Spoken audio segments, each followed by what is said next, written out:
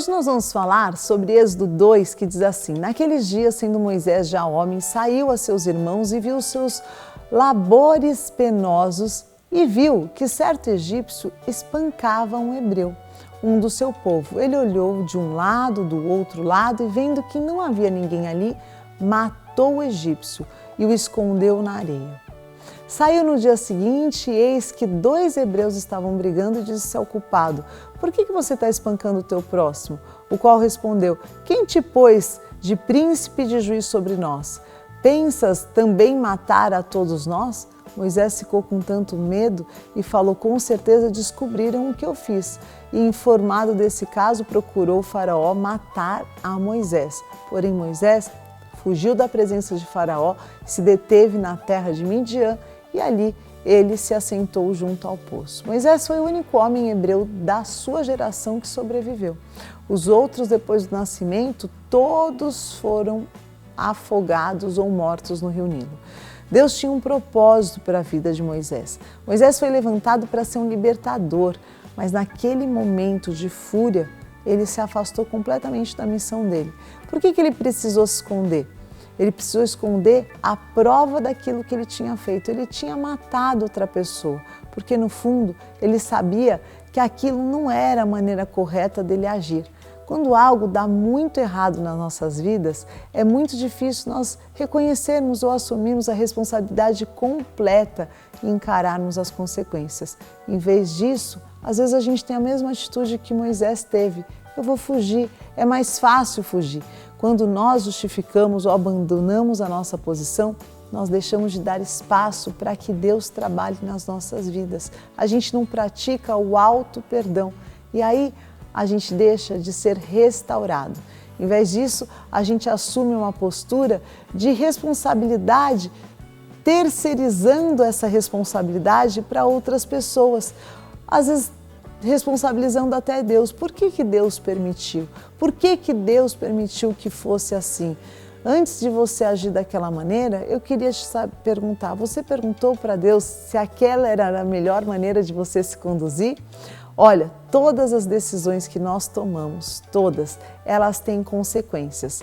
Isso é incontrolável. Só que as consequências podem ser boas ou podem ser ruins. Mas o que fazer quando o leite já está derramado? Já aconteceu. O que você vai fazer? Vai se matar por causa de um erro? Vai chorar para sempre? Não, aprenda com os seus erros e vamos continuar, porque se você desistir, aí sim o teu fracasso vai ser completo. Eu vou deixar aqui alguns conselhos importantes para que você não pare.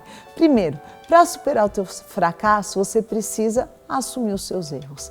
Não adianta dar desculpa. Não adianta você falar, mas justificar. Você precisa assumir os seus erros. Todos nós erramos. Qual é o problema? E aí, a partir dessa consciência, melhorar o seu comportamento.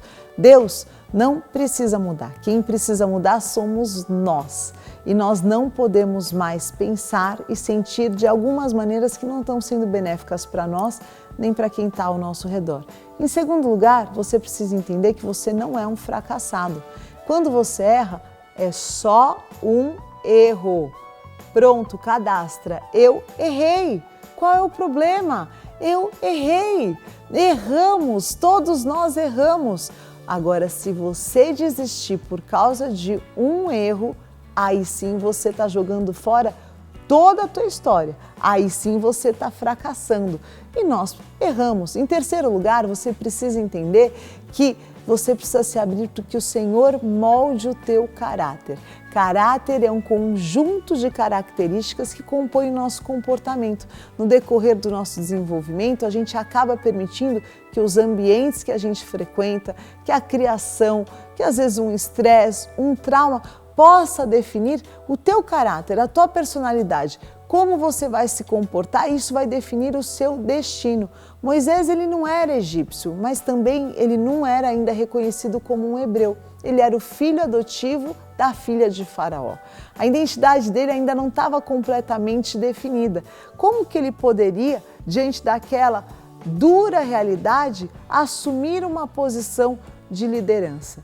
Porque o propósito de Deus era exatamente essa, de que ele fosse um líder. que a gente precisa entender é que o nosso histórico só pode interromper a nossa história com Deus se a gente permitir. Se você achar que o fracasso vai impedir o teu sucesso, se você achar que o fracasso depende apenas dos teus acertos, mas você precisa saber que o teu fracasso também não pode anular a tua origem, a origem de que você é nascido de Deus.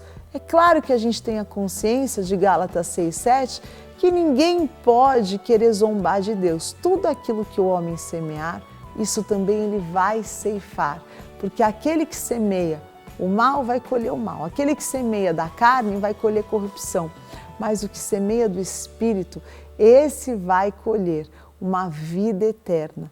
E aqui eu termino falando esse versículo que eu amo demais, que ele fala assim: e não nos cansemos de fazer o bem, porque no seu tempo nós ceifaremos se nós não desfalecermos. Então não fica desfalecido no meio do caminho, não fica desfalecido por causa de erros, ou porque você foi injustiçado, porque você foi humilhado, ou talvez até porque você cometeu um erro tão grande como o de Moisés, como um assassinato. O que você precisa entender é que sempre no terceiro dia tem a ressurreição.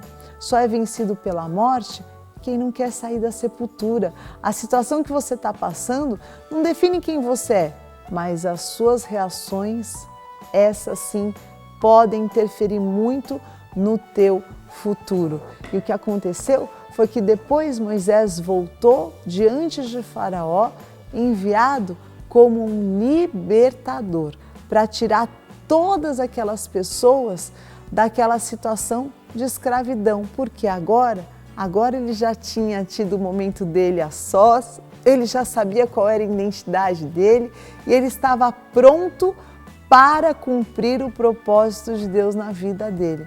Então, não desista dos seus propósitos, não importa o que você pode, não importa o que aconteceu, não importa os seus fracassos, levanta a tua cabeça, toma a tua posição e ande como Moisés andou, de acordo com os propósitos de Deus para a sua vida.